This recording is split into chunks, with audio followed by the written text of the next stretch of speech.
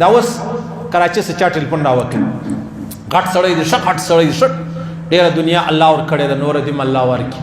ویل یې زه څه چم وکړم زه خیرات کوم 12مه باندې خیرات کوم یعنی ژوندی شی خیرات کما وم شی خیرات کما الله علیکم څه وکړم ما ورته ویلې زه به یو خبره درته وکړم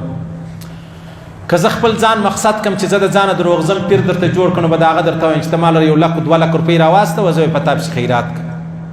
صحیح زما ګټه ده ستا ګټه نشته پکې ته راولاړ شه ورسه تا ته خپل کلی و خپل کور و خپل کول در معلوم دی ورسه وګوره ستۍ په کلي کې داسې نجونې سته چې د هغو د واده ترتیب نه برابرېږي ته راولاړ شې د هغو نجونو د واده ترتیب ور برابر کړي ورالې یې څه سونه ورکړې څه فرنیچر ورکړی څه کپړې ورکړي ستا څه فکر دی تا به خدای بیا جهنم لره بوځي ستا په محله او ستا په کلي کې داسې ځوانان سته چې هغو 15 کاله مخکې کړی د واده ترتیب مزدور دی ریړۍ چلوي 15 لکه 8 لکه 10 لکه د پښتنو درواغ دغه ورباندې دي دا 5 دا 6 دا 8 کال دی واده ترتیب نه جوړېږي ورسه یاره ورسه دا روپۍ پټ وروړه وریا که ورته ووایې ورته ورسه خپل واده ورباندې وکړه دا کوچنۍ خبره ده تا بیا کومه خبره شو کړې دا غویی دي دا اوښ دي دا پلانی دي زه انکار نه کوم د دې خبرو انکار نه کوم لاره در ښیم ورسه هسپتال را ورسه څومره مریضان په دې ټوله شپه او ورځ په دردو تېروي چې د اپریشن روپۍ نه لري ورسه وګوره یار ورسه پټ ورسه د افغانستان مهاجر راغلی دی د ماښام ګوله نه لري ډاکټران کسابان از ما ډاکټر صاحب ناست دی هغه به خوا بده کړي نو قصابان صحیح سلو یو سړی به جنوه بس هغه از ما ډاکټر صاحب جنوه بس مجبوري ده صحیح سلو ښه سړی دی منه مې خو هغه بیا نور ظلمونه کوي ورسه پر ښه ډاکټر یې پیش کړه ملټي نیشنل کمپنۍ دوای ور واخله او بیا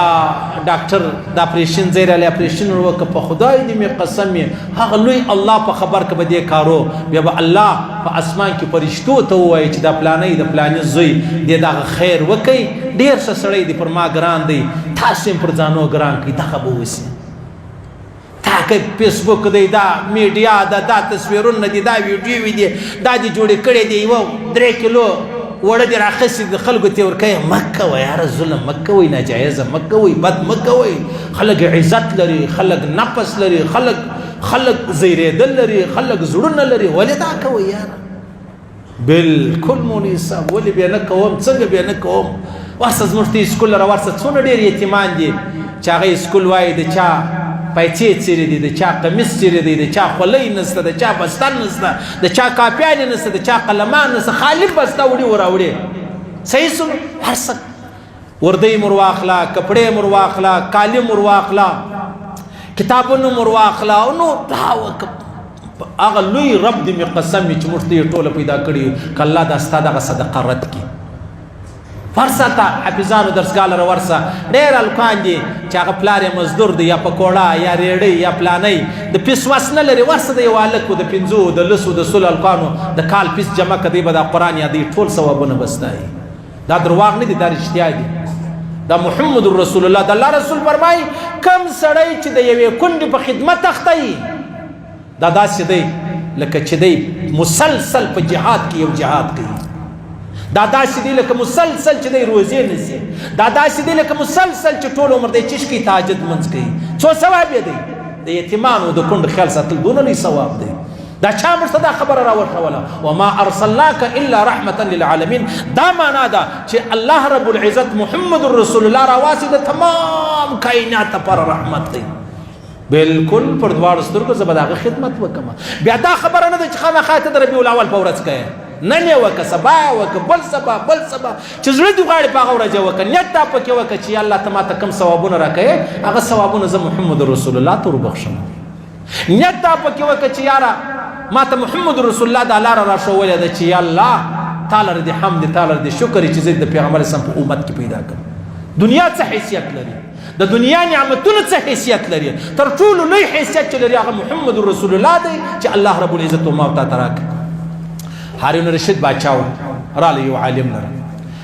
چې عالم لره رالی بیا خبر ورسره وکړه مجلس دورې وصلو هغه عالم ورته ویلی ول باچا سلامت کته ولاړې ځنګله لره یارانو ملګري در سره ول او بیا هلته ورک سوې ملګري در سره ورک سو اوبه نسته تږی سوې وږی سوې دومره تږی سوې چې ته مړ کېدلې اوس اچانک یو سړی رالی یو ګیلاس اوبه ورسره وې خوشحاله کېږې ول ډېر خوشحاله کېږم که درته وویلې چې د دې زه قیمت غواړم قیمت دا به راکوې بیا اوبه در کوم څو قیمت ته تیار یې چې ورکې دلته ستا آخري سوګلۍ یې چې ته مرې د تندې د لاسه ویلې ول زه به نیمه بادشاهي و درته ورکړم نیمه بادشاهي ول بیا چې د هغه یو ګیلاس اوبه تا وڅښلې او بیا ستا مثانه راواخه بیا د بید ډېرې معافي نور ستا بولو ته ډبره ودرېدل او ستا بول یې نه کېد یا دردونه او خوارۍ او تکلیفونه اوس یوه لاره جوړه سوه چې ستا دغه علاج زه په نیم سیکنډ در کولی سم خو زه د دې خرچه غواړم فیس غواړم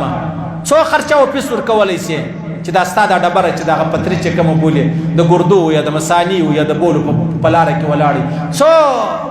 فیس ورکولی سې ول دا نیمه بادشي پر کوم ورته ویلې ول ستا ټوله بادشي د یوه ګیلاس اوبه حیثیت لري په یوه ګیلاس اوبو دې نیمه بادشي ورکړله دا په څښلو او بیرته په وتلو دې دا نیمه بادشي ورکړو دا څه بادشي ده بادشي خو د محمد رسول الله ده چې الله موږ ته راکړې ده د مرګ پر حال په قبر کې په حشرګاه پر پل صراط د جنت د دروازې ستا ملګری دی نو دا کوچنۍ خبره ده